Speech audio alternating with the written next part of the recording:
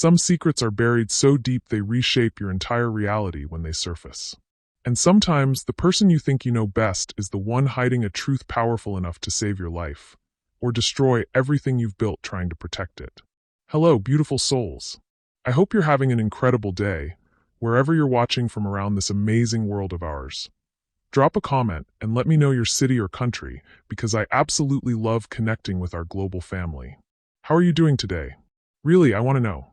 And if you haven't subscribed to our channel yet, you're seriously missing out on stories that will completely transform how you see love, destiny, and the miracles hiding in plain sight.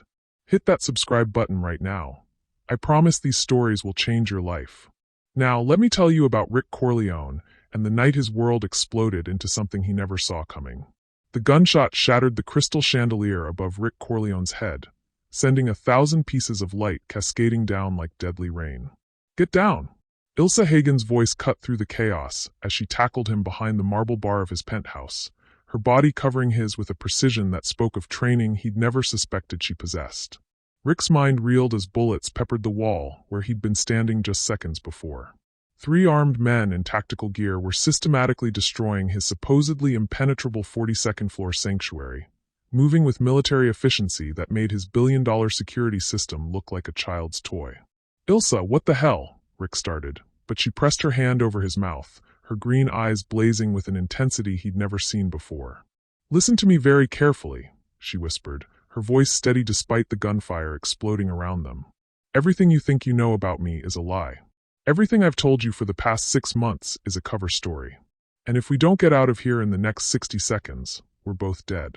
The woman he'd fallen helplessly in love with, his best friend Victor's younger sister, the shy art teacher who blushed when he brought her coffee, who claimed she'd never been outside Connecticut, was currently displaying combat skills that would impress Navy SEALs. My real name is Ilsa Hagen, she continued, reloading a weapon that had appeared from nowhere, but I'm not Victor's sister. I'm not an art teacher. And I'm definitely not the innocent woman you think you've been dating. Rick felt reality shifting beneath him like quicksand. Then who are you? Ilsa's smile was sharp as broken glass. I'm the CIA operative who's been assigned to keep you alive. And based on tonight's welcoming committee, I'm apparently the only thing standing between you and a very creative assassination. The next bullet took out the window behind them, letting in the October wind that whipped around the fragments of Rick's understanding. 6 months.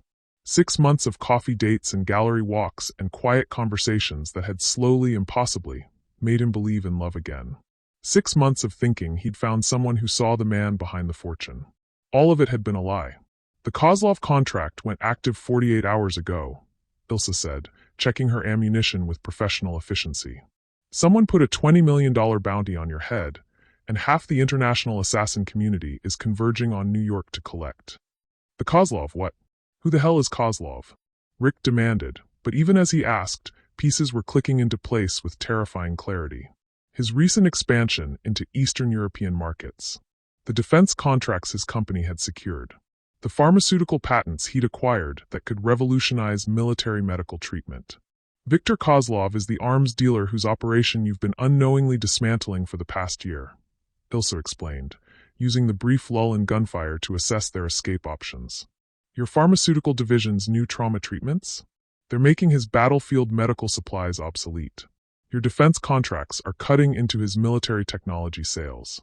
And your tech division just developed encryption software that could shut down his entire communication network. Rick stared at her, seeing a stranger wearing the face of the woman he'd planned to propose to next week.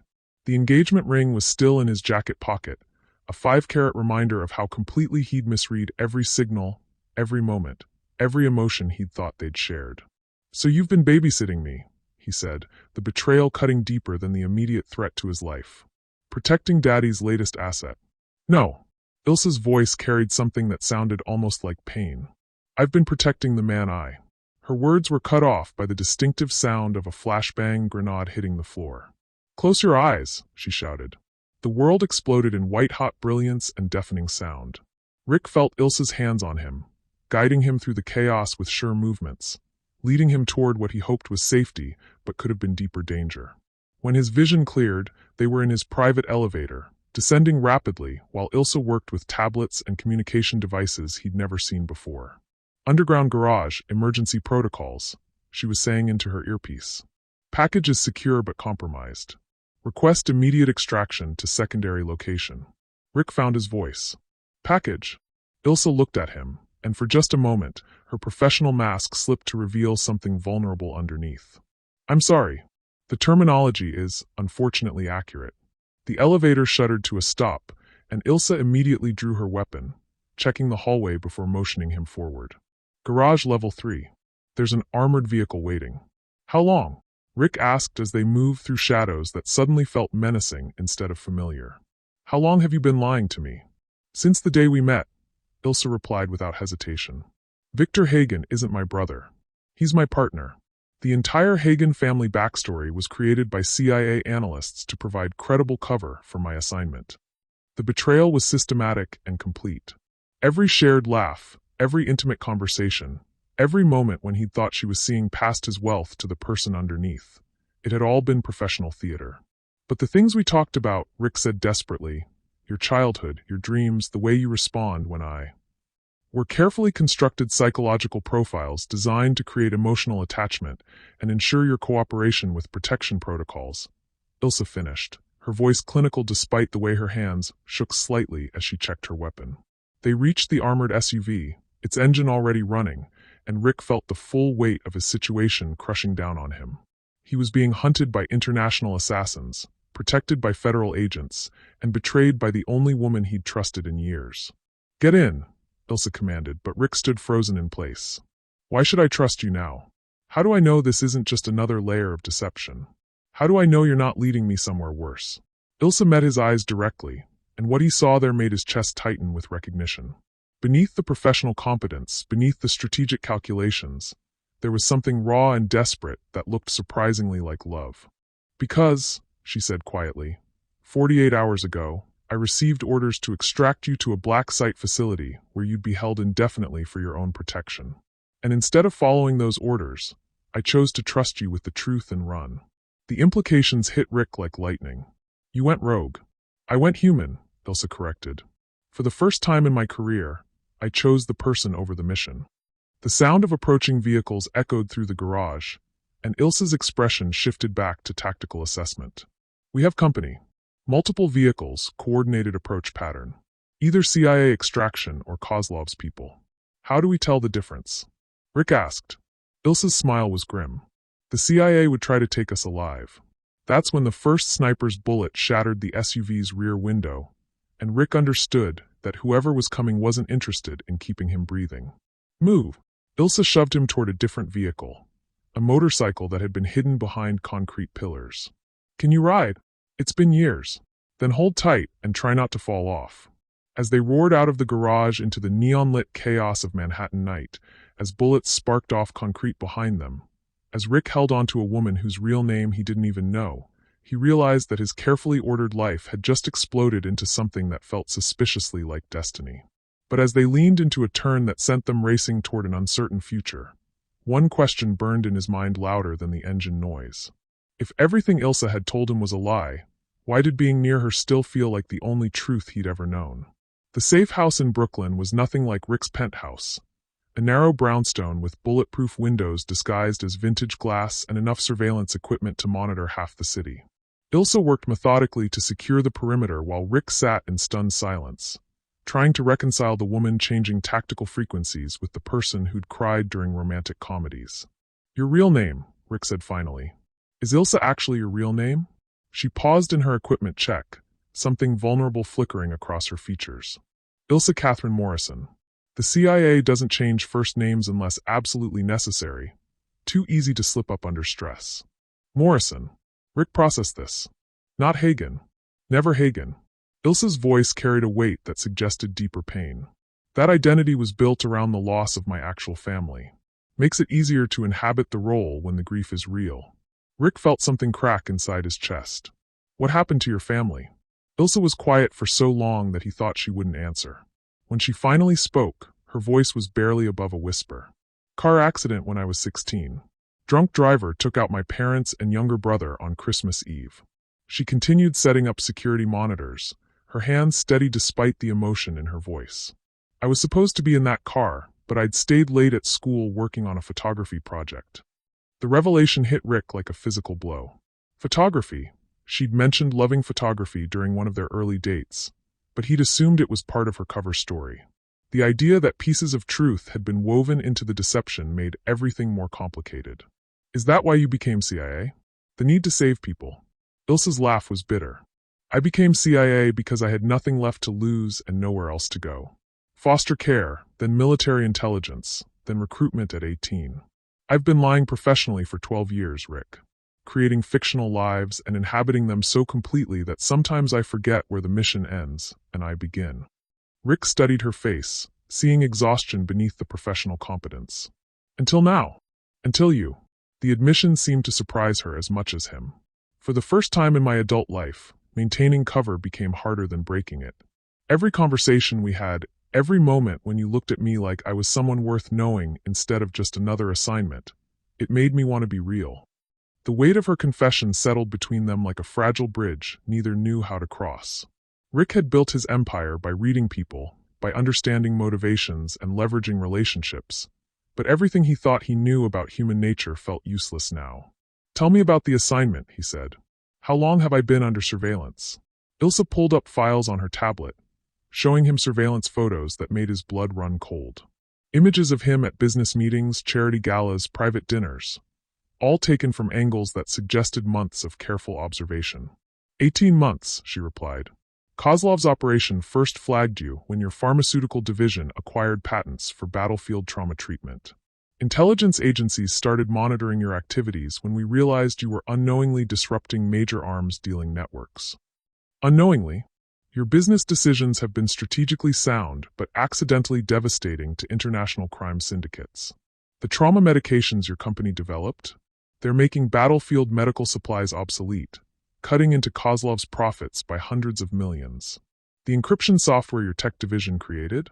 It could shut down communication networks used by arms dealers worldwide. Rick felt the familiar weight of responsibility that came with wealth and power, but this was different. He'd been making business decisions based on market analysis and humanitarian potential, never realizing he was accidentally waging war against international crime. So the CIA decided to babysit me. The CIA decided you were too valuable to lose and too naive to protect yourself, Ilsa corrected. My mission was surveillance and soft protection. Monitor your activities, assess potential threats, and ensure your continued existence without your knowledge. And the romantic relationship? Ilsa's composure finally cracked completely. Was never supposed to happen. I was assigned to establish friendly contact through your social circle, gather intelligence on your business practices, and maintain professional distance. But you weren't what I expected. Ilsa set down her tablet and looked at him directly. Intelligence files described you as a typical billionaire, privileged, ruthless, emotionally unavailable. Instead, I found someone who remembered my coffee order after one conversation, who asked about my day like the answer actually mattered, who looked at me like I was interesting instead of just useful.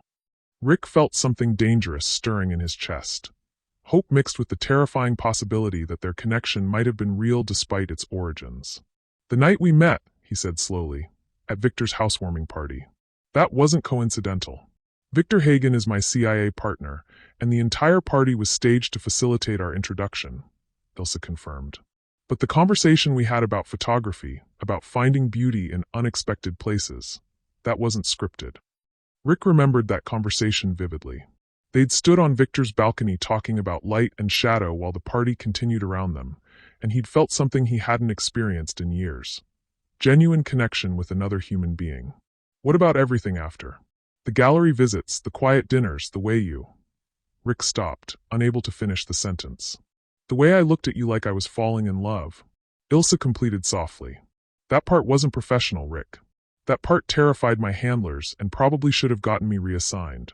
Before Rick could respond, Ilsa's communication equipment crackled to life with an incoming transmission. Agent Morrison, this is Control. Report your status immediately. Ilsa stared at the radio for a long moment before responding. Morrison here. Package is secure and relocated. Agent Morrison, you missed your scheduled check-in and deviated from extraction protocols. Return to designated coordinates for mission debrief. Negative, Control. Threat assessment indicates compromise of official channels.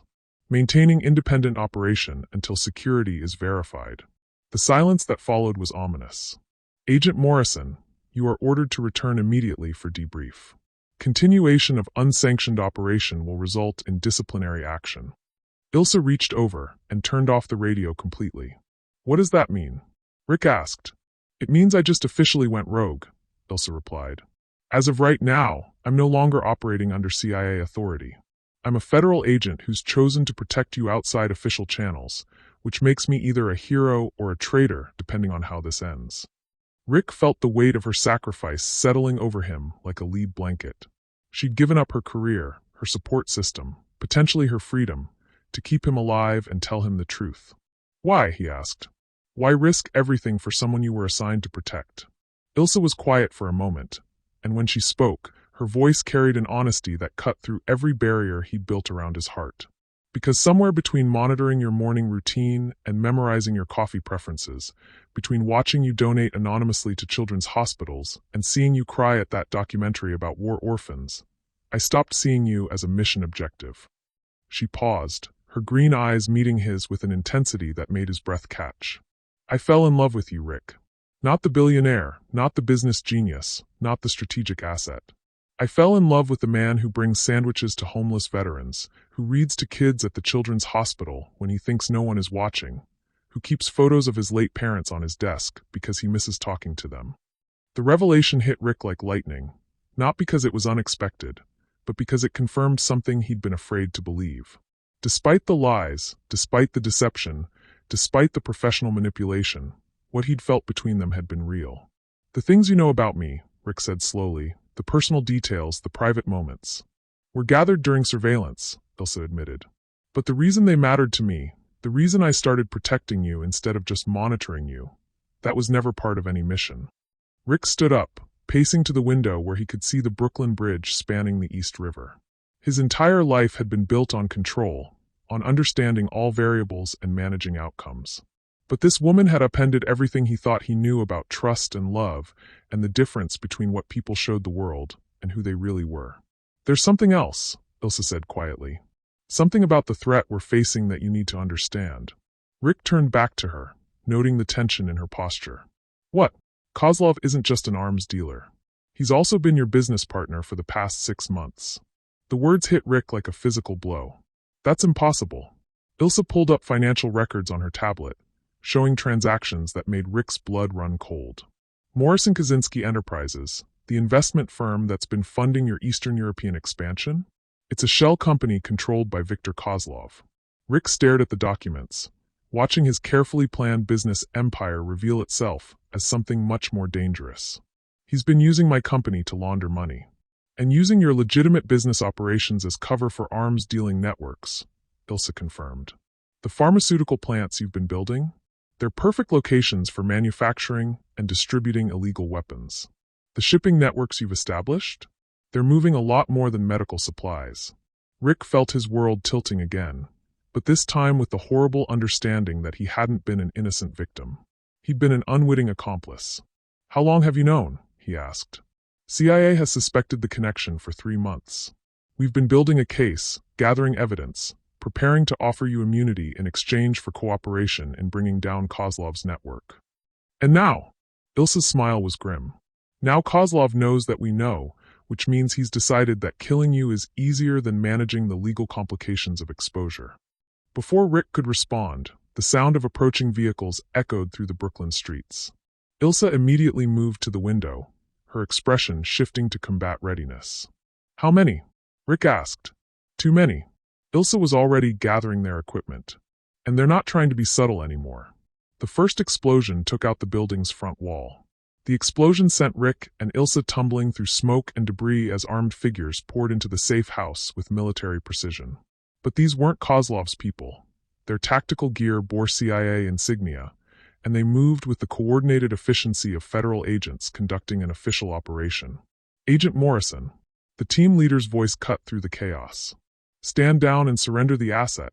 Ilsa grabbed Rick's arm, pulling him toward what looked like a solid brick wall. Emergency exit, she explained, pressing a hidden panel that revealed a narrow tunnel. Brooklyn safe houses have escape routes dating back to World War II. They crawled through claustrophobic darkness, while the sounds of tactical teams searching the building echoed above them. When they finally emerged in the basement of a neighboring building, Ilsa's communication device buzzed with an encrypted message that made her face go white. "What is it?" Rick demanded. "Priority transmission from someone inside Kozlov's organization," Ilsa replied, reading rapidly. "Someone wants to meet. Someone who claims to have information about your business partnerships that could save both our lives." Rick felt ice flood his veins. "It's a trap." "Probably," Ilsa agreed. "But it's also our only lead on how deep Kozlov's infiltration goes. Rick, if he's been using your company as a front for international arms dealing, there are people in your organization who've been helping him. People you trust." The betrayal was systematic and complete. His business empire, his personal relationships, even his supposed federal protection. All of it had been compromised by people he'd never suspected. "The meeting location," Rick said grimly. "Where does your new friend want a rendezvous?" Ilsa checked the message again. "The Gotham Museum of Art. Tonight, during the charity gala you were supposed to attend." Rick's laugh was bitter. "The Morrison Foundation fundraiser. I was planning to take you as my date." "Which makes it perfect cover," Ilsa realized. "Hundreds of witnesses, heavy security, impossible to stage an obvious assassination. Whoever wants to meet us is being very careful about personal safety." They made their way through Brooklyn's back alleys toward Manhattan, using routes that avoided main streets and surveillance cameras. Rick found himself studying Ilsa's movements, noting the way she navigated urban terrain with skills that went far beyond CIA training. "Military background?" he asked as she led them through a construction site that provided perfect cover from street-level observation. "Army Rangers before CIA recruitment," Ilsa confirmed. "3 tours in Afghanistan, specialized in intelligence gathering and asset protection in hostile environments." Rick felt another piece of the puzzle click into place. The woman he'd fallen in love with wasn't just a federal agent. She was a combat veteran who'd survived war zones and chosen to protect him at the cost of her own career and safety. "Why?" he asked suddenly. "Why what? Why risk everything? You could have followed orders, extracted me to federal protection, and let the system handle Kozlov. Why go rogue for someone you've known for 6 months?" Ilsa stopped walking and turned to face him directly. In the amber light of street lamps, her expression held something that looked like confession. "Because in 12 years of military and intelligence work, you're the first person who made me remember what I was fighting to protect," she said quietly. "Not national security or political interests or strategic objectives. People. Human connections. The possibility that someone might build something beautiful instead of just defending against destruction." Rick felt his carefully constructed emotional barriers crumbling completely. This woman had seen him at his most vulnerable, had been assigned to manipulate him professionally, and had chosen to love him authentically instead. "Ilsa," he started, but she held up her hand, listening to something he couldn't hear.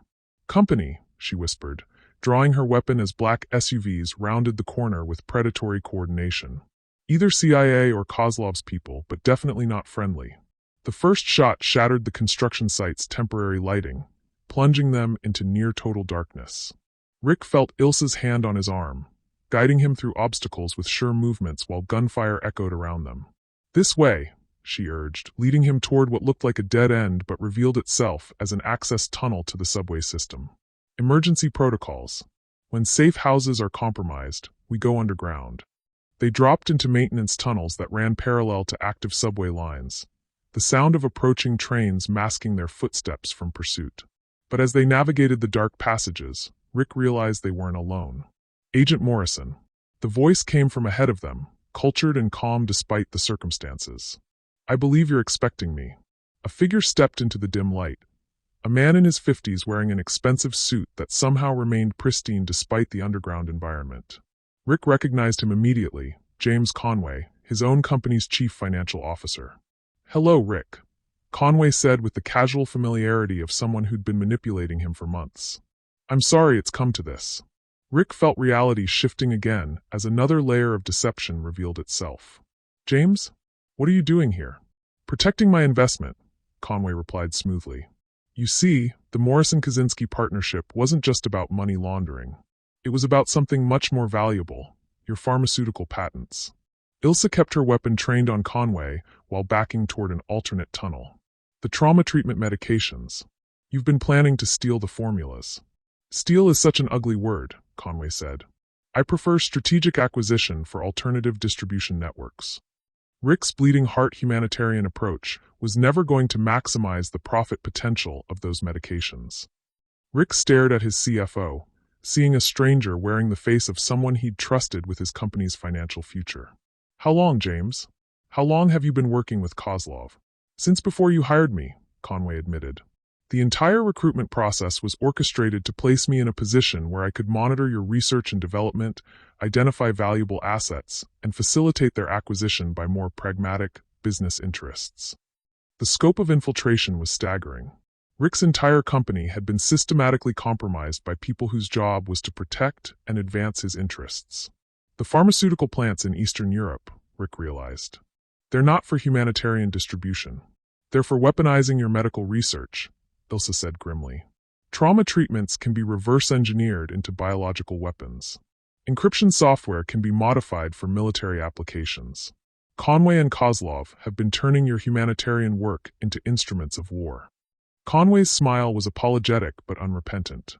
Rick, you're a brilliant businessman but a terrible strategist. The world doesn't need another billionaire trying to save people who don't want to be saved. It needs practical leaders who understand that power exists to be used, not given away. That's when the subway tunnel exploded. The blast came from behind them, sealing off their escape route while flooding the passage with smoke and debris. Conway's people had planned this confrontation carefully, ensuring that the only way out led directly to whatever trap they'd prepared. Move! Ilsa shoved Rick toward the only remaining tunnel while maintaining cover fire that kept Conway's team at bay. Emergency exit protocols, there's a maintenance ladder 50 yards ahead. They ran through choking smoke while gunfire sparked off concrete walls behind them. When they reached the ladder, Ilsa went up first, checking for threats before signaling Rick to follow. They emerged in Times Square, the neon chaos providing perfect camouflage as they blended into crowds of tourists and theater-goers. But Rick could see black SUVs circling the area with predatory patience. The museum, Ilsa said urgently. Whatever Conway was planning, the original meeting request might still be our best option. Someone in Kozlov's organization wants to talk, and right now, that person might be the only ally we have. Rick looked around at the city he'd called home for 30 years, seeing it with new eyes as a battlefield where every face could be an enemy, every shadow could hide a threat. His penthouse was compromised, his company was infiltrated, his federal protection had turned against him. The only thing he had left was a CIA agent who'd gone rogue to save his life, and a mysterious informant who might be leading them into the most elaborate trap yet. The gala starts in 2 hours, Rick said, making the decision that would either save them or destroy them completely. If we're going to do this, we need formal wear and a plan that doesn't get us killed in front of Manhattan's social elite. Ilsa's smile was sharp as broken glass. Rick Corleone, you're about to discover just how dangerous a rogue CIA agent can be when she's properly motivated. As they disappeared into the chaos of Manhattan night, moving toward a confrontation that would either expose the truth or bury them both, Rick realized something that changed everything. For the first time in his adult life, he wasn't fighting for money or power or business advantage. He was fighting for love. And that made him more dangerous than anyone could have anticipated. The stolen formal were fit perfectly, courtesy of Ilsa's disturbingly comprehensive knowledge of Manhattan's high-end fashion district after hours. Rick adjusted his bow tie in the mirror of their temporary hideout, a luxury hotel suite that Ilsa had acquired through methods he'd decided not to question, while she transformed herself from combat operative to society debutante with professional ease. Remind me again how you learned to break into Armani showrooms, Rick said, watching her apply makeup with the same precision she'd used to assemble weapons. CIA training covers a surprisingly broad range of social infiltration techniques, Ilsa replied, securing a nearly invisible communication device behind her ear.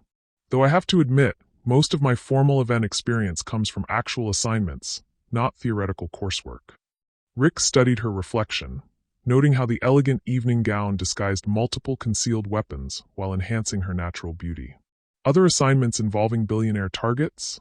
Other assignments involving people who needed protection and didn't realize how much danger they were in, Ilsa corrected gently. But none of them ever mattered to me personally. The admission hung between them like a bridge neither was sure they should cross. 6 hours ago, Rick had discovered that everything he thought he knew about her was a lie.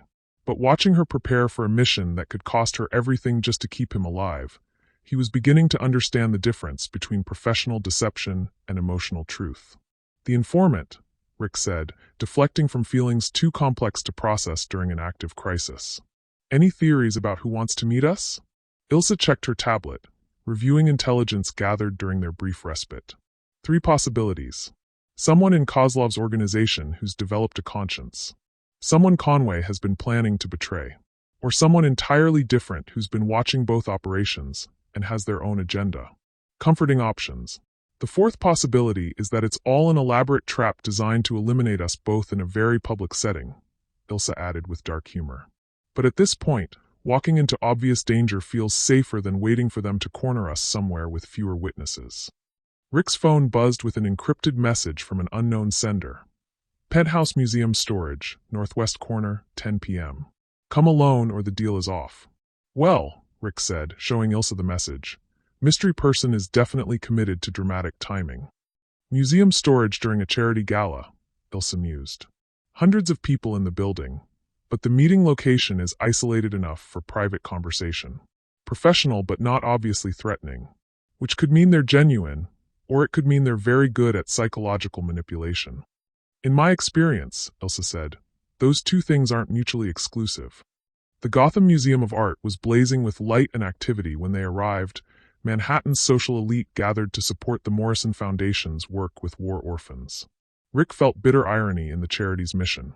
His own company had unknowingly been contributing to the creation of war orphans through Kozlov's weapons network. Target acquired, Ilsa murmured as they entered the main gallery, her trained eye identifying security positions and potential threats among the formally dressed guests.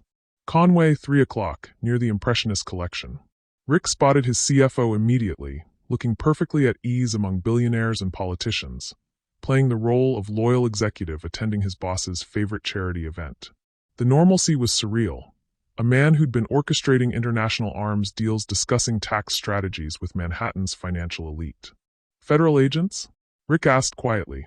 At least 6 that I can identify, Ilsa replied, noting faces that didn't quite fit the social demographic.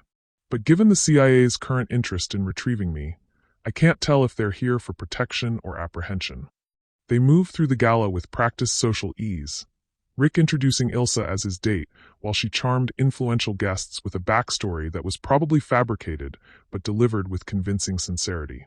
To outside observers, they looked like any wealthy couple attending a glamorous fundraiser. But Rick could feel the tension beneath the elegant surface. Federal agents tracking their movements, Conway's people monitoring from strategic positions, and somewhere in the building, an unknown person who claimed to have information that could save or damn them both. 10 minutes, Ilsa whispered as they approached the museum's private elevator that would take them to the storage areas. Whatever happens up there, remember that the goal is information, not confrontation. The elevator rose silently through floors of priceless art and cultural artifacts, carrying them toward a meeting that could either provide answers or spring the most sophisticated trap yet. When the doors opened, they stepped into a climate-controlled storage area filled with paintings and sculptures waiting for installation or restoration. The figure waiting for them in the northwest corner wasn't what Rick had expected. Catherine McAllister, the museum's chief curator and someone he'd known socially for 5 years, stood beside a covered sculpture with the posture of someone who'd been waiting with military patience. "Hello, Rick," Catherine said quietly. "Thank you for coming." Rick stared at the elegant woman who'd provided art consultation for his penthouse, who'd attended dinner parties at his home, who'd never shown any indication of being connected to international arms dealing or intelligence operations. "Catherine, what are you doing here?" "Something I probably should have done months ago," Catherine replied, pulling away the covering to reveal not a sculpture, but sophisticated surveillance equipment that had been monitoring the entire museum. "I've been watching Kozlov's operation infiltrate Manhattan's social and business networks. And I've been documenting everything." Ilsa stepped forward, her professional instincts engaged. "Your intelligence?" "Former NSA, current independent contractor specializing in art acquisition and authentication for private collectors," Catherine said. "Which makes me the perfect cover for investigating how stolen artwork gets used to launder money for international crime syndicates."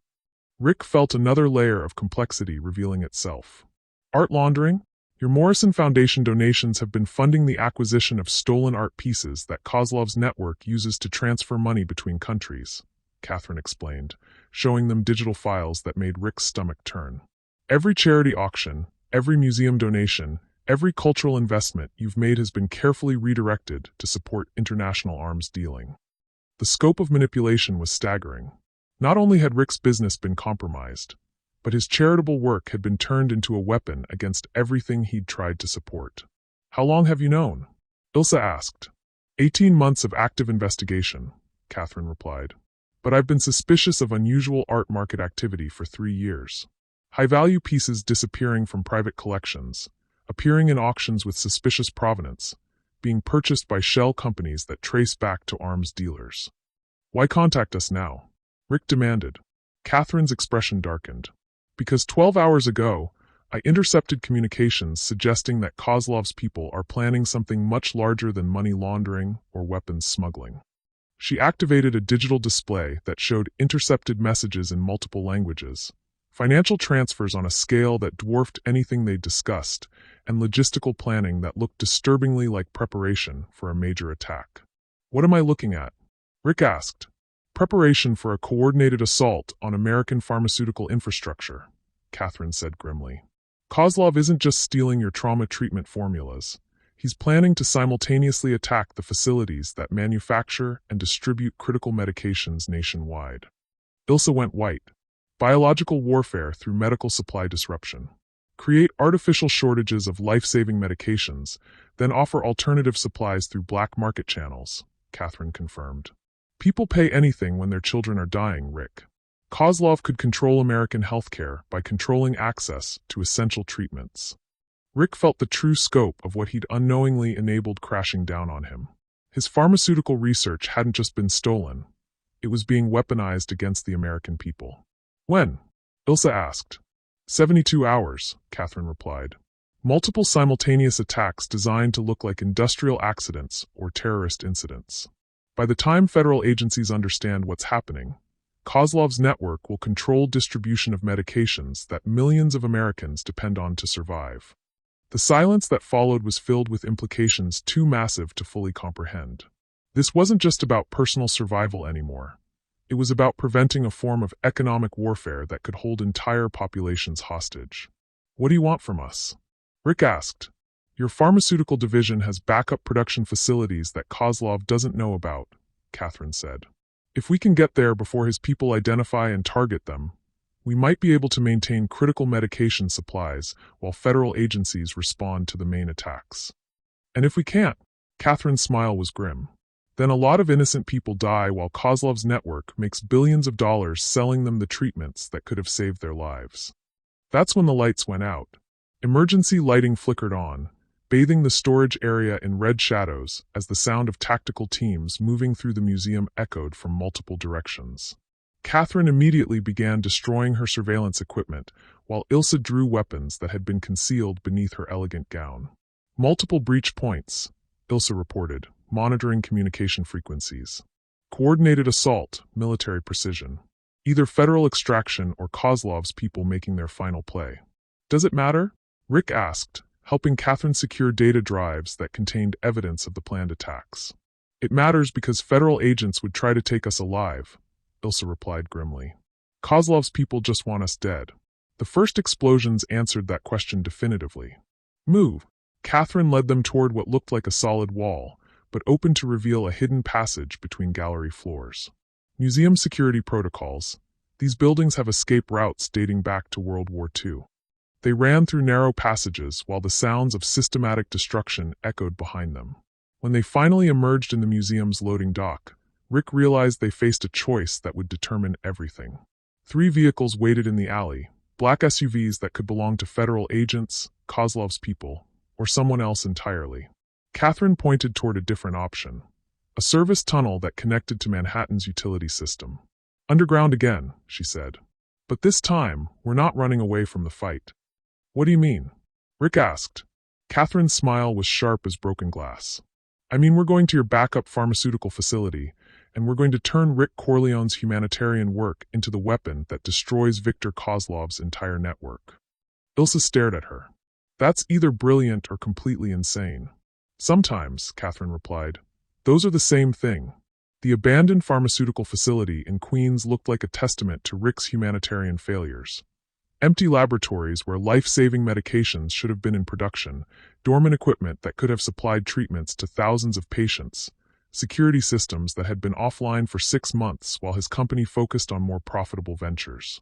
I shut this place down because the profit margins weren't meeting board expectations, Rick said bitterly as Catherine led them through darkened corridors using blueprints stored on her tablet. Humanitarian work doesn't generate enough quarterly returns for shareholders. Which is exactly why Kozlov's people haven't identified it as a target, Ilsa pointed out, checking her weapon while scanning for threats. They've been monitoring your active facilities, not your abandoned projects. Catherine stopped at a laboratory door secured with biometric locks that still recognized Rick's authorization. This facility was designed to produce trauma treatments for military applications. With the right modifications, it could manufacture countermeasures to whatever biological weapons Kozlov's network is planning to deploy. Rick activated the laboratory's emergency power systems, watching sophisticated equipment come online for the first time in months. What kind of countermeasures? That depends on what Kozlov's people have planned, Catherine replied, connecting her surveillance equipment to the lab's computer systems. But based on intercepted communications, they're not just stealing your formulas, they're modifying them. Data streams filled the laboratory's display screens, showing communications between Kozlov's network that made Rick's blood run cold. His trauma treatment medications had been reverse-engineered into compounds that could cause the very injuries they were designed to heal. Biological warfare through pharmaceutical terrorism, Ilsa realized. They're planning to contaminate existing medical supplies with modified versions of Rick's treatments. Imagine going to the hospital for a heart attack and receiving medication that causes cardiac arrest instead of preventing it, Catherine said grimly. Or diabetics receiving insulin that triggers comas. Or children getting vaccines that compromise their immune systems instead of strengthening them.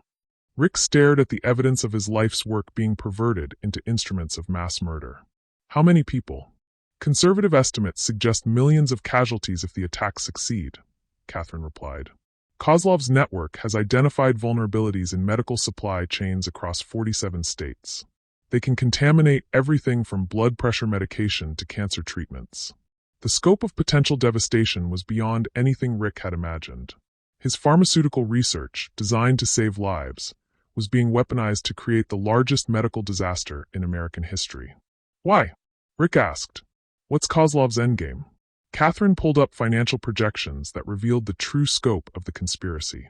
Economic control through medical dependency. After the attacks create massive casualties and public panic, Kozlov's network offers alternative medical supplies through black market channels. They become the only source of safe medication, controlling both supply and pricing.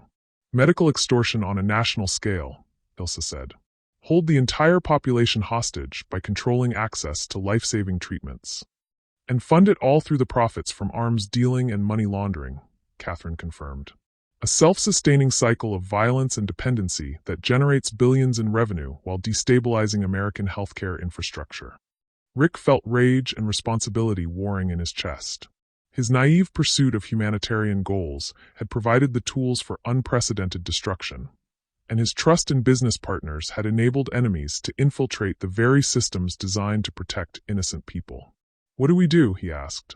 We turn your humanitarian research into the cure for Kozlov's bioweapons, Catherine said, beginning to activate production equipment with practiced efficiency. This facility has the capacity to manufacture neutralizing compounds that could counteract the contaminated medications. How do we know what compounds to manufacture? Ilsa asked. Catherine smiled, and it was the most dangerous expression Rick had ever seen. Because I've been more than just watching Kozlov's operation. I've been infiltrating it. The revelation hit like lightning. Catherine McAllister wasn't just a museum curator investigating art laundering. She was a deep-cover intelligence operative who'd been playing an even longer game than anyone realized. NSA placed me in Manhattan's art community 3 years ago to investigate suspicious financial activity, Catherine continued, working with laboratory equipment like someone who'd done this before. But when I discovered the scope of Kozlov's network, I realized that stopping him required more than federal law enforcement. It required becoming part of his organization, Rick realized. For 18 months, I've been Catherine Volkov, Viktor Kozlov's trusted art acquisition specialist, Catherine confirmed. I've attended his private auctions, facilitated his money laundering operations, and gained access to his most sensitive communications. Rick stared at the woman he'd known as a refined museum professional, seeing a covert operative who'd been manipulating international criminals while maintaining perfect cover as Manhattan cultural elite. "The charity gala tonight," he said slowly. "You weren't there to meet us. You were there to maintain your cover with Kozlov's people. I was there to steal the final piece of intelligence needed to stop the pharmaceutical attacks," Catherine corrected, showing them data she'd acquired during the evening's social interactions. Kozlov's complete target list, attack timelines, and distribution plans for contaminated medications. The laboratory's computers displayed a map of the United States marked with hundreds of red indicators. Hospitals, pharmaceutical distribution centers, medical supply companies, all scheduled for simultaneous attacks in less than 60 hours. "But there's something else," Catherine said, her expression growing darker. "Something that changes everything about why they targeted you specifically." "What?" Ilsa demanded. Catherine pulled up files that made Rick's world tilt on its axis. Viktor Kozlov isn't just an arms dealer who decided to diversify into pharmaceutical terrorism. He's your business partner James Conway's older brother. The silence that followed was deafening. "Conway is Viktor Kozlov?" Rick asked. "James Conway is Viktor Kozlov's younger brother, raised in America under an assumed identity after their father was killed by Russian intelligence," Catherine explained. "For 20 years, James has been building a legitimate business career while secretly establishing networks that would allow his brother to operate in American markets." Rick felt everything he thought he knew about his company, his relationships, his life crumbling into ash. His trusted CFO wasn't just a corrupt employee. He was a foreign operative who'd spent decades positioning himself to destroy American infrastructure from the inside. The Morrison Kaczynski investment firm, Ilsa realized. It wasn't just money laundering. It was a family operation designed to infiltrate American pharmaceutical companies. And Rick's company was the primary target because his research had the potential to revolutionize battlefield medicine, Catherine confirmed. Victor needed those formulas to create the bioweapons, and James provided access from his position as CFO. Rick sank into a laboratory chair, overwhelmed by the scope of betrayal and manipulation that had shaped his entire adult life. "How long? How long has James been working against me?" "Since before you hired him," Catherine said gently. "His entire resume, his professional background, his references, all of it was carefully constructed to make him the perfect candidate for a position where he could monitor your research and facilitate its acquisition." The laboratory's emergency communication system crackled to life with an incoming transmission that made everyone freeze. "Ms. McAllister," came James Conway's familiar voice, now carrying a slight accent that Rick had never noticed before. "I know you're listening." Catherine exchanged glances with Rick and Ilsa before responding. "Conway. Catherine Volkov, actually," Conway corrected. "My brother's art specialist who's been feeding us information about FBI surveillance and CIA operations for the past year." Catherine's face went white. "James, you don't understand. I understand that you've been playing both sides while thinking you're clever enough to manipulate international criminals," Conway interrupted. "I also understand that you're currently in Rick's abandoned pharmaceutical facility with Agent Morrison and our wayward business partner." The communication was being traced. Rick could see Catherine working frantically to shut down systems and eliminate their digital footprint, but she was fighting against equipment that Conway had probably helped design. "You have 20 minutes before my brother's people arrive," Conway continued conversationally. "I suggest you use that time to consider whether you'd prefer to die quickly as enemies or slowly as examples of what happens to people who interfere with our family's business interests." The transmission ended, leaving them in a laboratory that had suddenly become a trap instead of a sanctuary. "How many?" Ilsa asked, checking her weapons and calculating tactical options. "Too many," Catherine replied, monitoring surveillance feeds that showed vehicles approaching from multiple directions. "Full tactical teams, coordinated assault, heavy equipment. They're not planning to leave survivors." Rick looked around the laboratory where his humanitarian research had been conducted, where life-saving medications had been developed, where he'd tried to build something meaningful instead of just profitable. In less than 20 minutes, it would become his tomb unless they found a solution that none of them had considered. "The bioweapons," Rick said suddenly. How close is Kozlov to completing them? Based on my intelligence, they need 48 hours to finalize the contamination process and position the modified medications in target locations, Catherine replied. Why? Rick's smile was sharp as broken glass. Because we're not running away from this fight anymore. We're going to give Viktor Kozlov exactly what he thinks he wants. Ilsa stared at him. Rick, what are you thinking? I'm thinking that James Conway made one critical mistake in his 20-year plan, Rick replied, beginning to activate production sequences that would turn the laboratory into something much more dangerous than a simple pharmaceutical facility. What mistake? Catherine asked. He underestimated what a billionaire humanitarian can accomplish when he stops trying to save people and starts trying to destroy the ones who threaten them. As tactical teams surrounded the building and assault preparations began, as the countdown to America's medical catastrophe continued, Rick Corleone made the choice that would either save millions of lives or condemn him to become the terrorist he'd never intended to be. But for the first time since this nightmare began, he wasn't fighting alone. He had a rogue CIA agent who'd sacrificed everything for love, and a deep-cover NSA operative who'd spent years positioning herself for this exact moment. And together, they were about to turn Viktor Kozlov's own weapons against him. The first tactical team breached the laboratory's east entrance with military precision, their movements coordinated through communication systems that Catherine recognized with growing dread. NSA frequency protocols, she whispered, monitoring their transmissions while Rick worked frantically at production controls that could turn his life-saving research into something much more dangerous. These aren't Kozlov's people. They're federal agents operating under black site authorization. Ilsa's face went white. Black site operations don't take prisoners. The implications crashed over Rick like ice water. The American intelligence community had decided that the threat he represented, through his compromised company, his stolen research, his potential knowledge of Kozlov's network, was too dangerous to contain through conventional means. They're not here to rescue us, Rick realized. They're here to eliminate us. Catherine was already destroying hard drives that contained evidence of her NSA operation, her fingers flying across keyboards with desperate efficiency.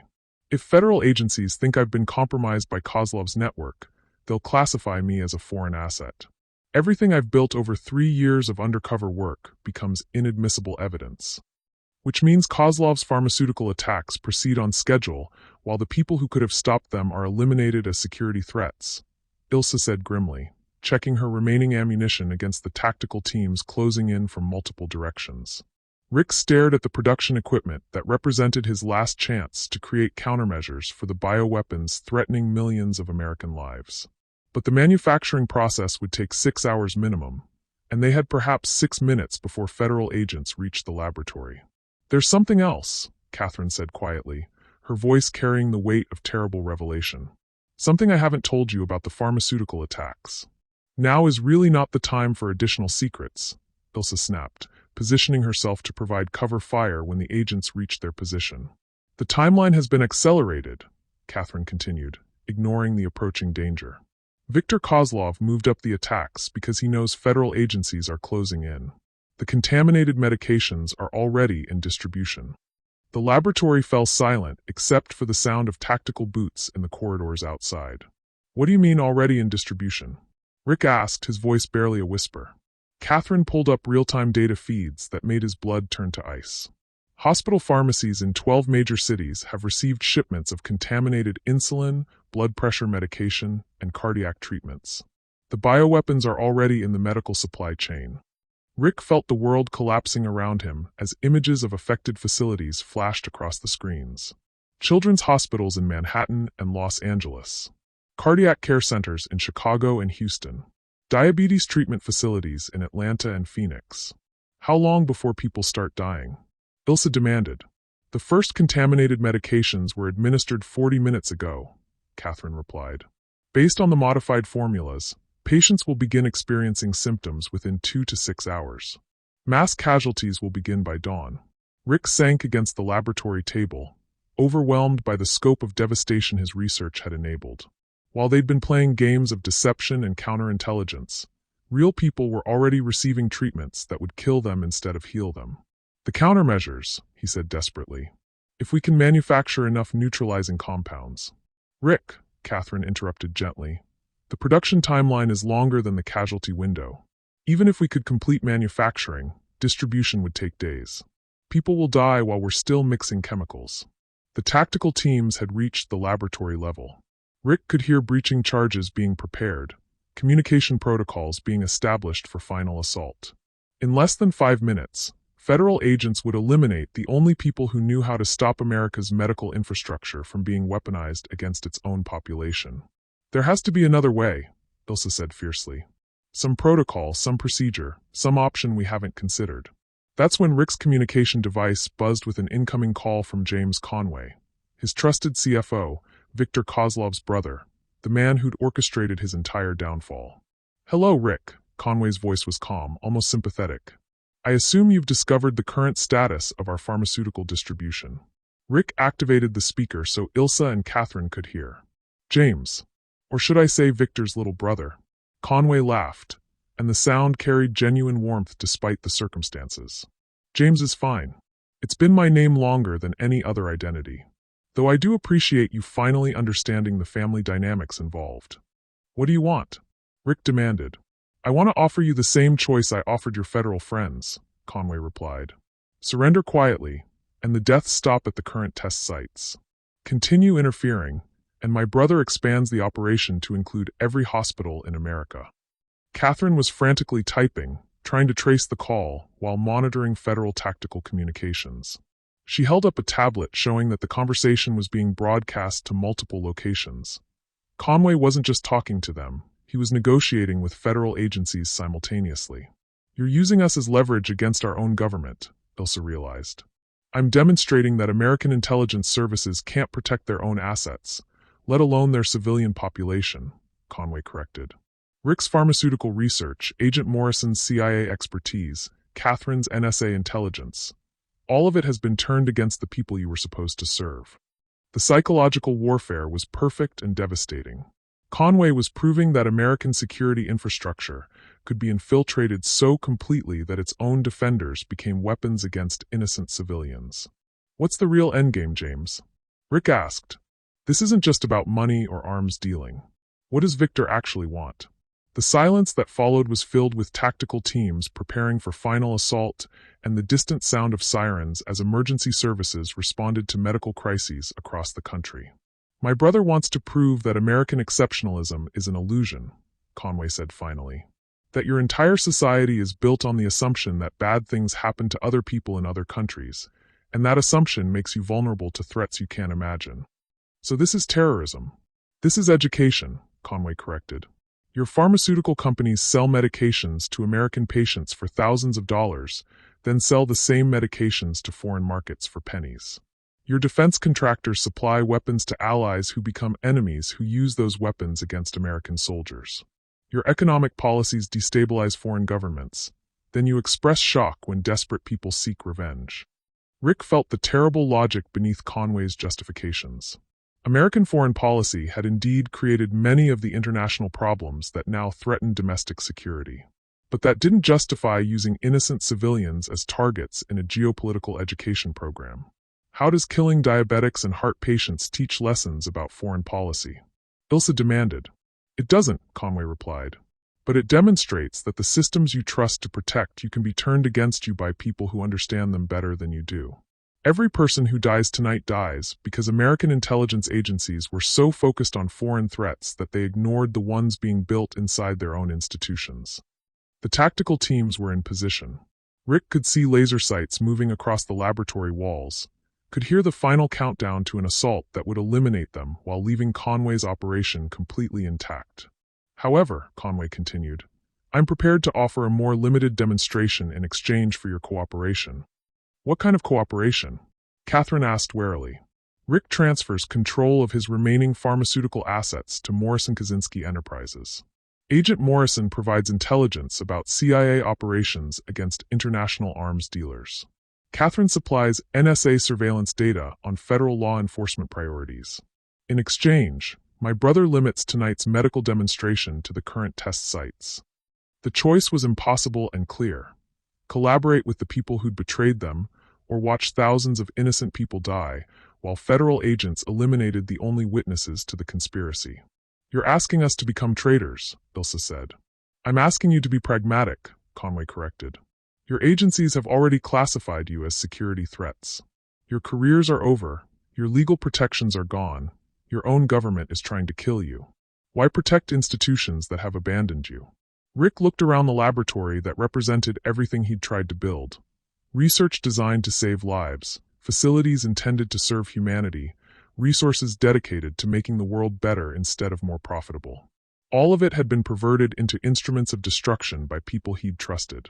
What guarantee do we have that you'll honor the agreement? Rick asked. You have my word as your business partner of 18 months, Conway replied. Which, I realize, may not carry the weight it once did. The federal tactical teams began their final approach. Through the laboratory's security monitors, Rick could see armored figures moving with lethal precision while emergency medical reports streamed in from contaminated hospitals across the country. 60 seconds, Catherine warned, monitoring multiple communication channels simultaneously. Rick felt the weight of impossible choices crushing down on him. Refuse Conway's offer, and thousands of people died while federal agents silenced the only witnesses to the conspiracy. Accept the offer, and become complicit in the corruption of everything he'd tried to accomplish. There's a third option, Ilsa said quietly. What? Rick demanded. Ilsa's smile was sharp as broken glass. We give Conway exactly what he's asking for. Rick stared at her. You want to collaborate with them? I want to infiltrate them, Ilsa corrected. Conway's right about one thing, our agencies have abandoned us. But that doesn't mean we have to abandon the mission. Catherine looked up from her monitoring equipment. Ilsa, what are you thinking? I'm thinking that the best way to destroy an organization is from the inside, Ilsa replied. Conway wants intelligence about CIA operations? Let's give him intelligence that leads his people directly into federal law enforcement traps. Rick felt something dangerous stirring in his chest. Hope mixed with the possibility that they might still find a way to turn this disaster into justice. The pharmaceutical assets, he realized. If I transfer control to Morrison Kaczynski, but Catherine maintains her NSA access to monitor how they're used. We could track every distribution channel, every contamination site, every person in Victor's network, Catherine finished. Instead of running from the conspiracy, we become the conspiracy. It was brilliant, desperate, and potentially suicidal. But as tactical teams prepared to breach the laboratory and medical emergencies multiplied across the country, it was also their only option. Conway, Rick said into the communication device. We accept your terms. Excellent, Conway replied with satisfaction. My brother will be pleased. Catherine, there's a secure server connection opening now for your NSA data transfer. Agent Morrison, my people will contact you within the hour for CIA intelligence debriefing. But as Rick began the electronic transfer that would give Viktor Kozlov control of his pharmaceutical empire, as Catherine uploaded files that would expose federal law enforcement operations, as Ilsa provided intelligence that could compromise CIA assets worldwide, none of them mentioned the additional protocols they were implementing. Hidden subroutines that would track every transaction. Embedded malware that would monitor every communication. Digital breadcrumbs that would lead federal agencies directly to the heart of Kozlov's operation. Conway had demanded their cooperation in betraying American interests. He was about to discover that betrayal was a game 3 professionals could play better than 1 amateur. The federal tactical teams withdrew as suddenly as they'd arrived, leaving Rick, Ilsa, and Catherine alone in the laboratory with the weight of their apparent betrayal hanging over them like a death sentence. For 10 minutes, they worked in complete silence, finalizing transfers and data uploads that would either save their lives or damn their souls. Transfer complete, Rick announced, watching control of his pharmaceutical empire shift to Morrison Kaczynski Enterprises, Viktor Kozlov's front organization. Conway now has legal access to production facilities, research data, and distribution networks across 47 states. Catherine finished uploading NSA surveillance files while monitoring federal communication frequencies. Intelligence package delivered. Kozlov's people now know federal law enforcement priorities, investigation targets, and operational timelines for the next 6 months.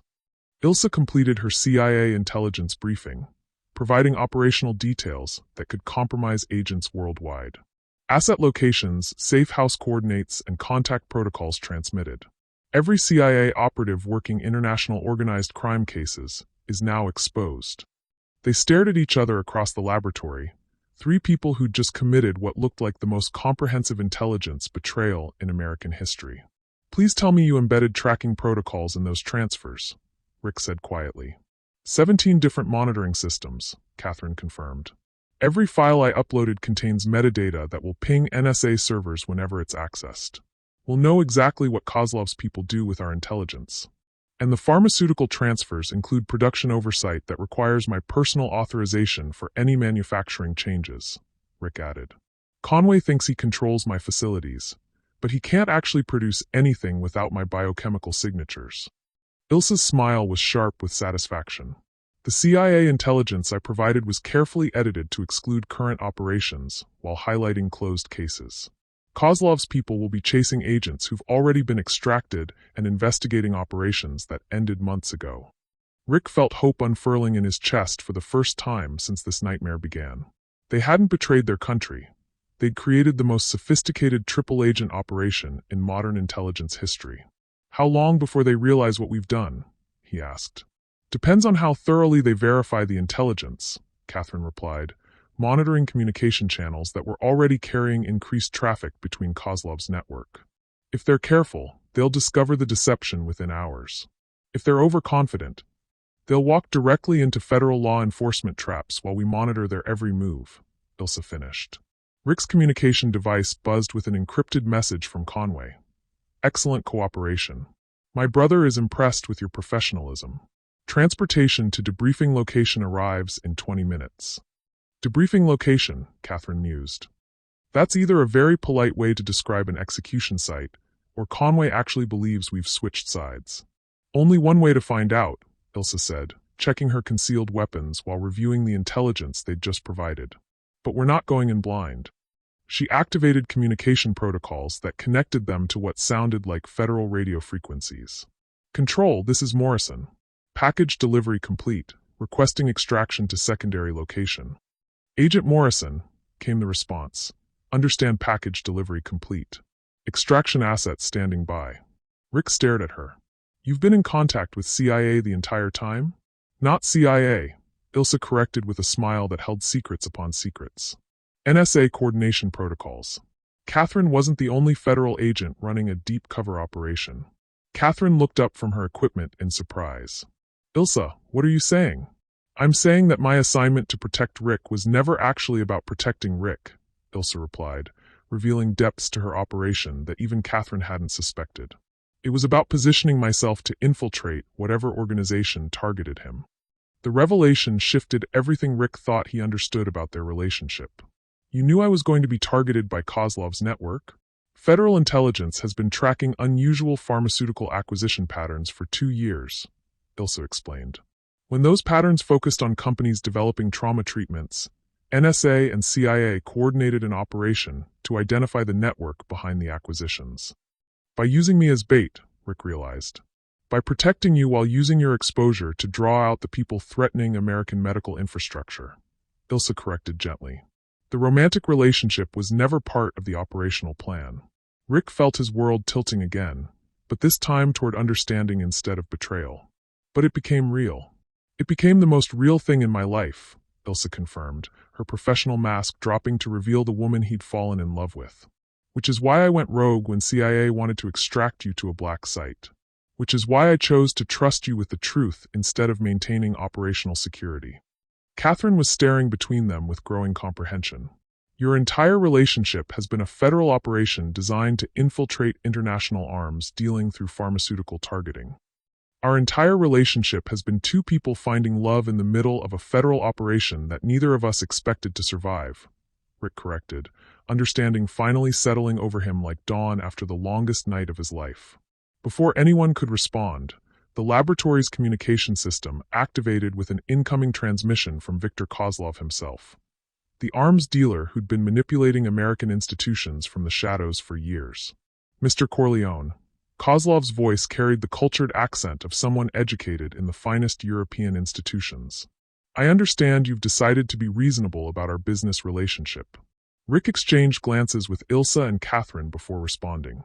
Mr. Kozlov, I've decided to be practical about survival. Excellent. Practicality is the foundation of all successful business relationships. Kozlov's tone was warm, almost paternal. My brother speaks very highly of your pharmaceutical expertise. I'm looking forward to discussing how we might expand our cooperation. What kind of expansion? Rick asked, while Catherine monitored the conversation for intelligence purposes and Ilsa tracked the transmission source. The medical demonstration currently underway in 12 American cities has been quite successful, Kozlov replied. Hospital administrators are reporting unusual mortality rates in cardiac, diabetic, and trauma patients. Emergency medical services are being overwhelmed by cases they don't understand. Rick felt ice flood his veins. Real people were dying while they played intelligence games. Children, elderly patients, people who'd gone to hospitals seeking help were receiving treatments that killed them instead of healing them. However, Kozlov continued, the demonstration has served its educational purpose. I'm prepared to provide antidotes to the contaminated medications in exchange for expanded cooperation with your pharmaceutical facilities. What kind of cooperation? Catherine asked. Global distribution of specialized medical treatments through networks that bypass traditional regulatory oversight, Kozlov explained. There are markets worldwide where people desperately need medications that American pharmaceutical companies refuse to provide at affordable prices. The offer was seductive and horrifying. Kozlov was proposing to use Rick's facilities to distribute treatments to underserved populations, but through networks that would also serve arms dealers, terrorists, and other criminal organizations. You're asking me to help you weaponize global healthcare, Rick said. I'm asking you to help me democratize it, Kozlov corrected. American pharmaceutical companies charge thousands of dollars for medications that cost pennies to produce. Your facilities could manufacture those same treatments and distribute them through channels that serve people who can't afford American pricing, and fund international arms dealing in the process. Business relationships often serve multiple purposes, Kozlov said smoothly. The important question is whether you're more concerned with ideological purity or practical results. Rick looked at Ilsa and Catherine, seeing his own internal conflict reflected in their expressions. Kozlov was offering to save the lives currently being threatened by contaminated medications, but only in exchange for cooperation that would enable future atrocities. What about the people dying right now? Rick asked.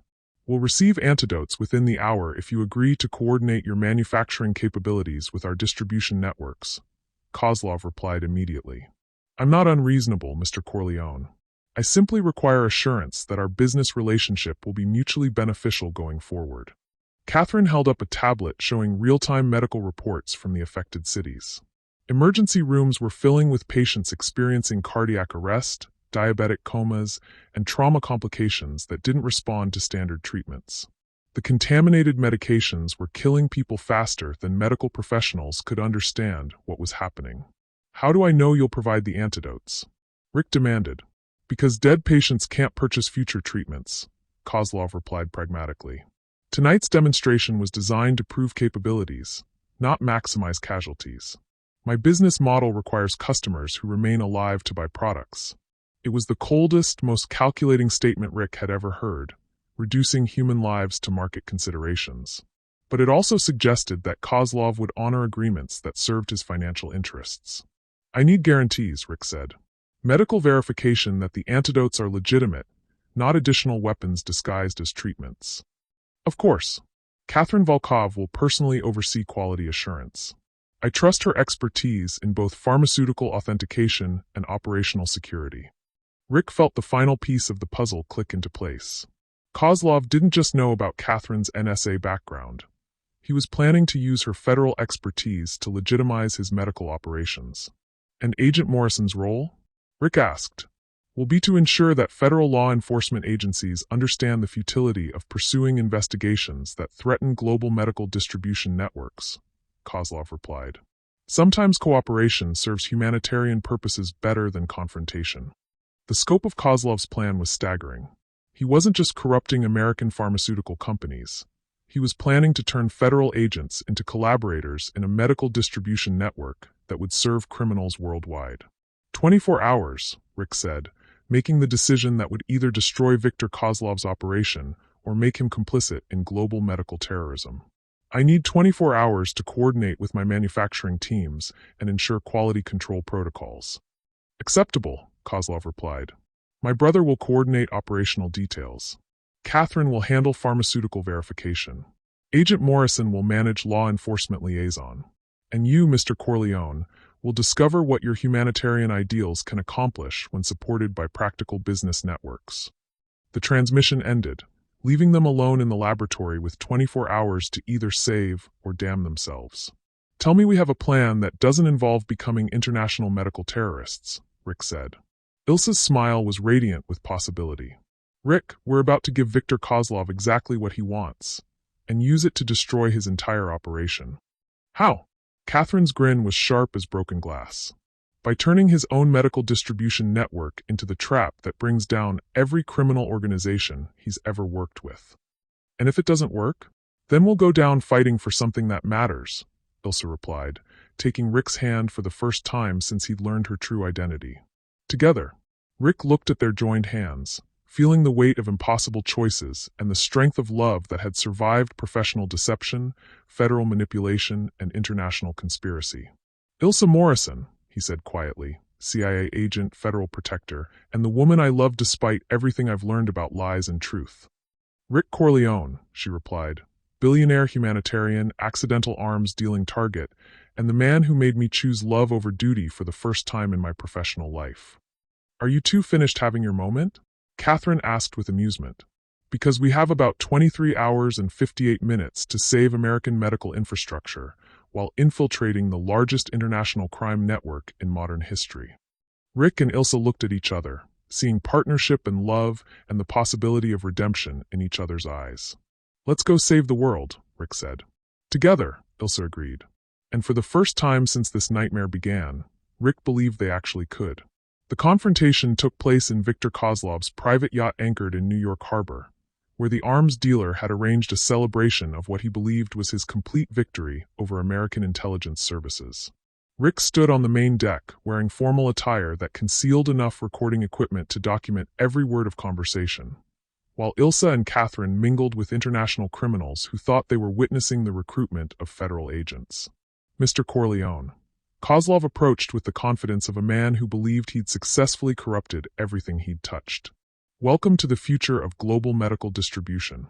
Rick accepted a champagne flute while monitoring the discreet communication device that connected him to federal coordination centers across the country. Impressive gathering. I assume these are your business associates. Representatives from pharmaceutical distribution networks across 6 continents, Kozlov confirmed, gesturing toward men and women who looked like respectable business professionals, but were actually facilitating medical supply chains for terrorist organizations, dictatorial regimes, and criminal syndicates worldwide. And the antidotes? Rick asked, noting how Kozlov's expression shifted to something approaching paternal pride. Were distributed to affected hospitals 2 hours ago, Kozlov replied. Mortality rates have already begun declining in all 12 test cities. Your countrymen are discovering that their medical systems can be both threatened and saved by the same networks. Rick felt relief and rage warring in his chest. The immediate crisis was over. People would stop dying from contaminated medications, but only because he'd agreed to enable future atrocities on a global scale. The demonstration was quite effective, Catherine said, approaching with intelligence files that documented the scope of Kozlov's operation. Medical administrators are reporting unusual cooperation from federal agencies regarding supply chain security. Fear is an excellent motivator for institutional change, Kozlov agreed. When people understand how vulnerable their systems are, they become much more receptive to alternative arrangements that provide security through cooperation rather than confrontation. Ilsa joined their conversation with updates that made Rick's stomach turn. CIA liaison reports indicate that several pharmaceutical companies are already inquiring about partnerships with Morrison-Kaczynski Enterprises. Tonight's medical incident has created significant interest in diversified supply chain management. The psychological warfare was perfect and devastating. By demonstrating that American medical infrastructure could be weaponized against its own population, Kozlov had created market demand for the very services he provided through criminal networks. Which brings us to the expansion of our business relationship, James Conway said, materializing beside his brother with files that outlined the next phase of their operation. Rick, your pharmaceutical facilities are uniquely positioned to serve markets that traditional American companies have neglected. Rick accepted the documents while monitoring the recording devices that were capturing every detail of the conspiracy. What market specifically? Conway opened files that revealed the true scope of what they were being asked to enable. Rebel organizations in developing countries who need medical supplies for fighters injured in conflicts against oppressive regimes. Refugee populations displaced by wars where American foreign policy has created humanitarian crises. Indigenous communities whose traditional healthcare systems have been destroyed by colonial medical practices. The justifications were seductive and morally complex. Kozlov's network was offering to provide medical treatments to people who desperately needed them but couldn't access them through legitimate channels. But those same networks also served terrorist organizations, drug cartels, and human trafficking operations. You're asking me to choose between ideological purity and practical humanitarianism, Rick said. I'm asking you to recognize that humanitarian work sometimes requires partnerships with people who operate outside traditional legal frameworks, Kozlov corrected.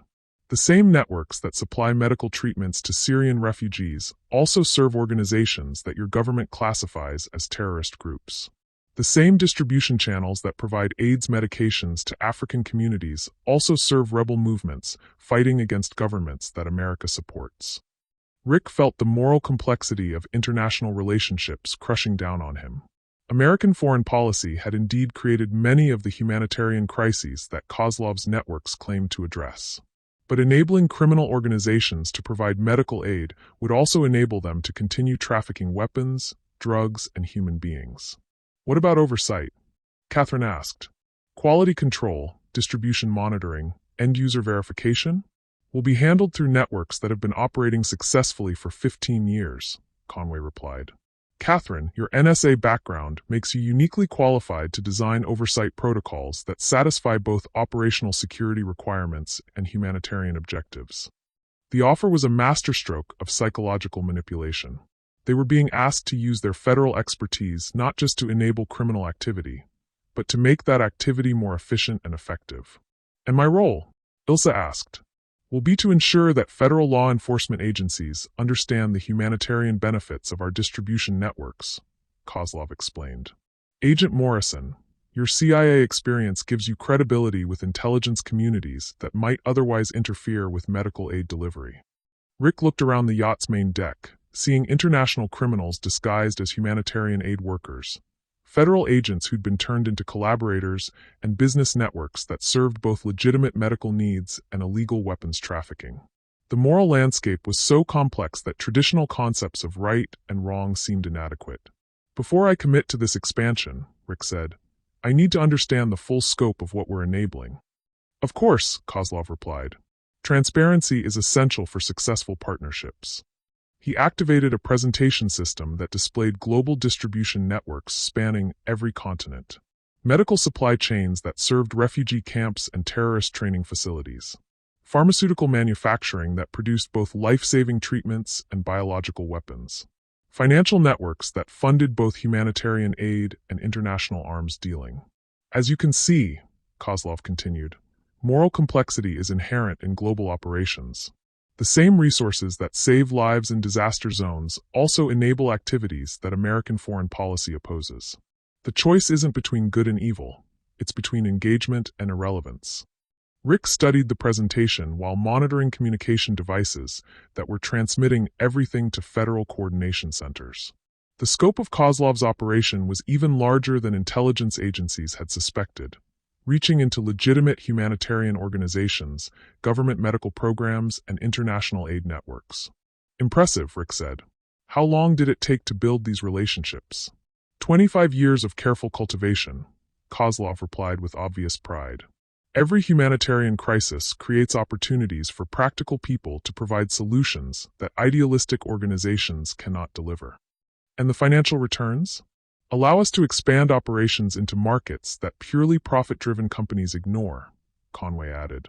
Rick, your pharmaceutical expertise could help us develop treatments for diseases that affect primarily poor populations, diseases that traditional pharmaceutical companies consider unprofitable.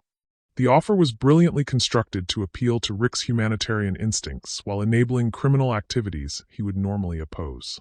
They were asking him to help develop treatments for neglected diseases, but through networks that also trafficked weapons and drugs. What about competition from traditional pharmaceutical companies? Catherine asked. Will be minimized through market manipulation strategies that create favorable conditions for our operations, Kozlov replied, showing slides that documented systematic attacks on legitimate medical supply chains.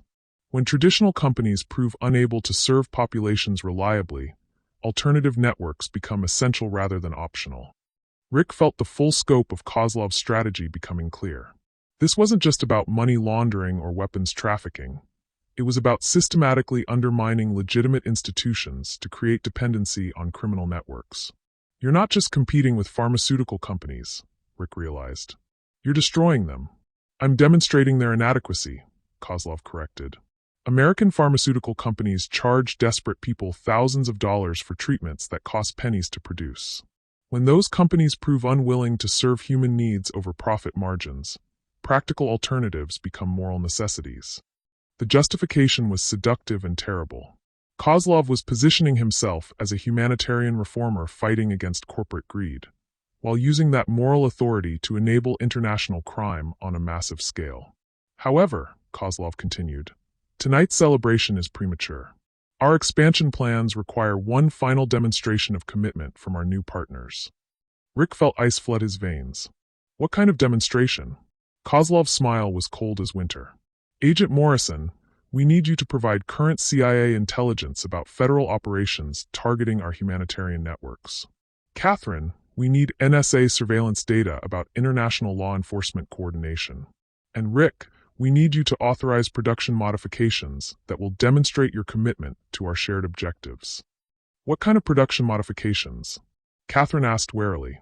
Conway activated a presentation that made Rick's blood run cold. Enhanced pharmaceutical formulations that serve dual-purpose applications. Medical treatments that can be modified for defensive applications by organizations operating in hostile environments.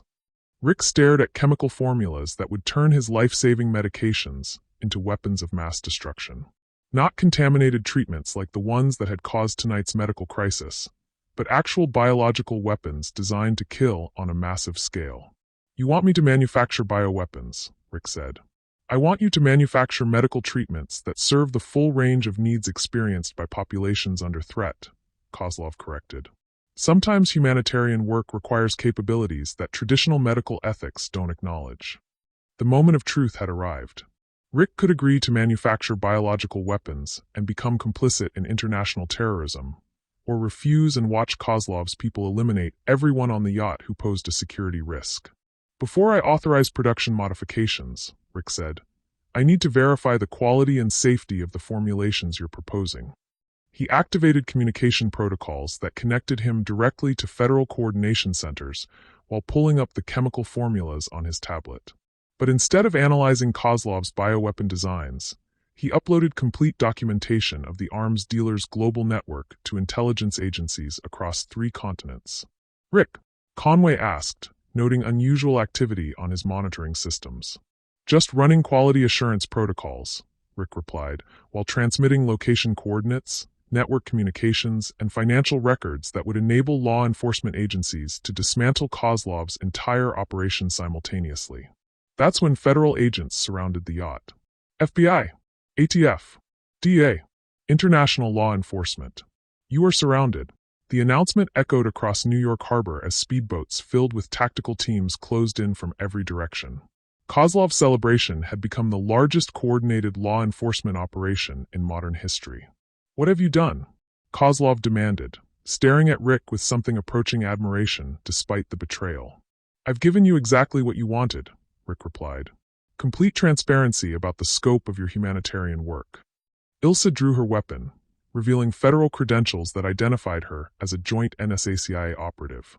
Victor Kozlov, James Conway, and everyone else aboard this vessel. You're under arrest for international arms dealing, pharmaceutical terrorism, conspiracy to commit biological warfare, and approximately 47 other charges that we'll discuss during your arraignment. Catherine was already securing evidence while coordinating with federal teams. Rick's pharmaceutical uploads included enough documentation to prosecute criminal networks across 6 continents. Every person you've ever done business with, every organization you've corrupted, Every legitimate company you've infiltrated. We have complete records. Conway stared at his brother as the scope of their defeat became clear. How long? How long have they been planning this? Since the moment you decided to target American medical infrastructure, Ilsa replied. Did you really think federal agencies would allow foreign criminals to weaponize healthcare against American civilians? As federal agents secured the yacht and began arresting international criminals who thought they were attending a victory celebration, as evidence was collected that would destroy criminal networks spanning multiple continents, Rick realized something that changed everything he'd believed about love and duty and the courage required to choose justice over survival. Ilsa, he said quietly, as law enforcement teams processed the largest intelligence coup in modern history. Yes, when this is over, when the trials are finished, when Kozlov's network is completely dismantled, would you like to have dinner? Somewhere quiet, where we can talk about who we really are instead of who we've been pretending to be. Ilsa's smile was radiant with possibility. Agent Morrison reporting for off-duty assignment, Mr. Corleone. Rick, he corrected. Just Rick. The billionaire was never the important part anyway. Ilsa, she replied. The federal agent was never the real person you fell in love with. As Viktor Kozlov was led away in federal custody, as his international criminal network crumbled under coordinated law enforcement pressure, as the immediate threat to American medical infrastructure was permanently eliminated, Rick Corleone understood something about love that no amount of wealth or power had ever taught him. Sometimes the most dangerous thing you can do is trust someone completely. And sometimes that trust saves the world. 18 months later, the Children's Hospital in Brooklyn bore a simple bronze plaque beside its main entrance. The Morrison Corleone Center for Medical Research, where healing begins with hope. Rick stood in the morning sunlight, watching construction crews put finishing touches on the facility that would provide free medical treatments to underserved populations across New York.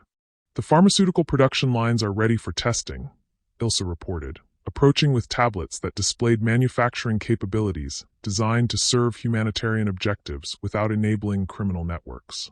Catherine's NSA oversight protocols ensure that every medication produced here can be tracked from synthesis to patient administration. Rick studied the reports while marveling at how his life had been transformed by love, betrayal, and the choice to fight for justice instead of accepting comfortable corruption. His pharmaceutical empire had been rebuilt from the ground up, designed to serve human needs rather than profit margins, monitored by federal agencies that ensured legitimate humanitarian work instead of criminal facilitation. The Kozlov trial verdict? Rick asked. Life without parole for Victor, 25 to life for James, Ilsa replied with satisfaction. International law enforcement agencies used evidence from the yacht operation to dismantle criminal networks in 43 countries. The pharmaceutical terrorism threat has been permanently eliminated. Rick felt deep satisfaction at the justice that had finally been achieved, but his attention was drawn to more personal concerns. And Catherine's new position? Director of International Medical Ethics for the State Department, Ilsa said with a smile. She's designing oversight protocols that prevent legitimate humanitarian aid from being corrupted by criminal organizations. They walked through the hospital corridors where medical professionals were preparing to serve patients who couldn't afford traditional health care, where Rick's research was being used to save lives instead of enabling weapons development, where federal oversight ensured accountability without bureaucratic interference. Any regrets? Ilsa asked as they reached the administrative offices that would coordinate the hospital's operations. Rick considered the question seriously. He'd lost his billionaire lifestyle, his social status, his business empire as it had been originally constructed. Federal investigations had stripped away everything he'd built through naive trust in corrupt partners, leaving him with resources that were monitored, relationships that were scrutinized, and a future that was uncertain. He'd also gained something he'd never expected. A love that had survived professional deception, federal manipulation, and international conspiracy. A partnership with someone who chose truth over convenience, justice over safety, and him over career security. None, Rick said firmly. But I do have one question. What's that? Rick pulled a small velvet box from his jacket pocket. The same ring he'd planned to offer 6 months ago when he'd thought he was proposing to a shy art teacher instead of a federal agent running the most complex undercover operation in intelligence history. Ilsa Morrison, he said, dropping to one knee in the hospital corridor where patients would receive treatments funded by love instead of greed. CIA operative, NSA coordinator, federal agent, and the most real person I've ever known. Will you marry me? Ilsa stared at the ring that represented not just romantic commitment, but the choice to build something together that neither of them could have created alone. Rick Corleone, she replied, her voice thick with emotion, former billionaire, current humanitarian, accidental federal asset, and the man who made me believe that love is stronger than professional duty, yes. The ring fit perfectly, as if it had been designed for this moment, this woman, this choice to trust in something beyond wealth or power or institutional authority. There's one condition, Ilsa said, admiring the way light caught the diamond that had survived months of international intrigue. Name it. Our wedding has to be here, in the hospital, surrounded by the people whose lives were saved by choosing love over fear, truth over deception, justice over comfort. Rick's smile was radiant with possibility. Agent Morrison, that's the most beautiful condition I've ever accepted. 6 months later, the wedding ceremony took place in the hospital's main atrium, decorated with flowers grown in the rooftop garden, where patients could experience beauty while recovering from treatments that cost nothing but provided everything. Rick stood beside Father Michael O'Brien, watching Ilsa approach wearing a simple white dress that somehow made her more beautiful than any formal gown could have achieved. Catherine served as maid of honor, her NSA credentials having been replaced by State Department authority that ensured international medical aid served humanitarian objectives rather than criminal agendas. The wedding guests included federal agents who'd coordinated the Kozlov operation, medical professionals who staffed the hospital, and former patients whose lives had been saved by choosing love over profit. Dearly beloved, Father O'Brien began, we are gathered here today to celebrate not just the union of two people, but the triumph of love over fear, truth over deception, and hope over despair. Rick looked at Ilsa, seeing not the federal agent or the undercover operative, but the woman who'd risked everything to save his life and chose him over career security, institutional loyalty, and professional success. Rick, Ilsa said when Father O'Brien invited them to speak their own vows, you taught me that the most dangerous mission isn't infiltrating criminal networks or gathering intelligence on international conspiracies. It's opening your heart to someone and trusting them to handle it carefully. She paused, looking around at the hospital that represented their shared commitment to healing instead of harming, to building instead of destroying. I promise to choose you every day, to trust you with my secrets, and to build something beautiful together that serves people who need hope more than they need profit. Rick felt tears streaming down his face as he responded with words that came from the deepest part of his soul. Ilsa, you showed me that wealth without purpose is just expensive emptiness, and power without love is just organized cruelty. You taught me that the most important thing a person can do is find someone worth fighting for, then fight for them with everything you have. He looked around at the wedding guests who represented the lives they'd saved, the justice they'd achieved, the love they'd chosen over comfortable lies. I promise to love you not despite the complexity of who you are, but because of it. To build a life with you that serves something greater than ourselves. And to choose truth, justice, and compassion every day, because those are the values that led me to you. Father O'Brien smiled as he pronounced them husband and wife. Rick, you may kiss your bride. The kiss was everything Rick had dreamed of during the months when he'd thought he might never have the chance. Tender and passionate, and filled with the promise of a future built on truth instead of deception, love instead of manipulation, justice instead of profit. As their guests celebrated around them, as hospital patients watched from windows above, as the Brooklyn skyline glittered with afternoon light, Rick and Ilsa began the dance that would symbolize everything they'd chosen together. Any regrets, Mrs. Corleone? Rick asked as they moved to music that seemed to play just for them. Only that we waited so long to be honest with each other, Ilsa replied, her green eyes bright with tears of joy instead of professional necessity. And what happens next? Ilsa's smile was radiant with possibility. Next, we keep saving the world. One patient at a time, one treatment at a time, one choice at a time. 5 years later, the Morrison Corleone Center for Medical Research had expanded into a network of facilities across 3 continents, providing free medical treatments while maintaining oversight protocols that prevented corruption by criminal organizations. Rick stood in the original Brooklyn hospital, watching his daughter Emma play with children whose lives had been saved by choosing humanitarian work over profitable exploitation. The quarterly reports, Ilsa said, approaching with documents that showed lives saved rather than profits earned. 12,000 patients treated this year, 47 new treatment protocols developed, and 0 instances of criminal infiltration. Rick accepted the reports while marveling at how his definition of success had been transformed by love, loss, and the courage to choose justice over convenience. And the Kozlov network? Permanently dismantled, Ilsa confirmed with satisfaction. International law enforcement agencies continue to use evidence from our operation to prosecute criminal organizations worldwide. The pharmaceutical terrorism threat has been eliminated as a strategic option for international criminals. They walked through hospital corridors where medical professionals saved lives without regard for patients' ability to pay, where Rick's research served humanitarian objectives instead of enabling weapons development, where federal oversight ensured accountability without interfering with compassionate care. Emma's birthday party planning? Rick asked, noting how their daughter had inherited both his humanitarian instincts and Ilsa's strategic thinking. She wants to invite every child in the hospital, Ilsa replied with amusement. Apparently, birthday celebrations aren't meaningful unless they're shared with people who need reasons to hope.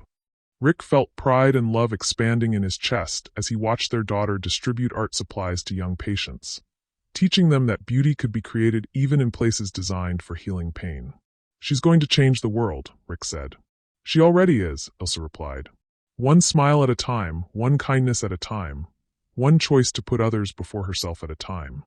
They stood together in the hospital that represented everything they'd built from the ashes of betrayal and deception, watching their daughter spread joy to children whose families had been saved by choosing love over fear, truth over lies, justice over profit. Rick Corleone, Ilsa said quietly, former billionaire, current humanitarian, eternal optimist, and the best father our daughter could have asked for. Ilsa Corleone, Rick replied, former federal agent, current medical advocate, eternal warrior for justice, and the most amazing mother and wife I could have imagined. What did this story teach you about love? Emma asked, approaching with the directness of a 5-year-old who'd grown up surrounded by people dedicated to healing others. Rick and Ilsa looked at each other, seeing partnership and trust, and the deep satisfaction of having chosen correctly when choosing meant everything. It taught us that real love isn't about finding someone perfect, Rick replied, lifting his daughter into his arms. It's about finding someone worth growing toward perfection with. And that love isn't just between two people, Ilsa added, stroking Emma's hair while looking around at the hospital filled with staff and patients who'd become family. It's about building something together that makes the world better for everyone. Emma nodded with the wisdom of a child who'd been raised to believe that love was not just an emotion, but an action taken daily in service of others. Are you going to keep saving people forever? Emma asked. Rick and Ilsa exchanged the look of two people who'd found their purpose in each other and their mission in serving others. Forever, they said together. Because sometimes the most dangerous thing you can do is fall in love with someone society says you shouldn't. And sometimes that dangerous love becomes the foundation for changing the world. I am literally sobbing happy tears right now. Rick and Ilsa didn't just get their happily ever after.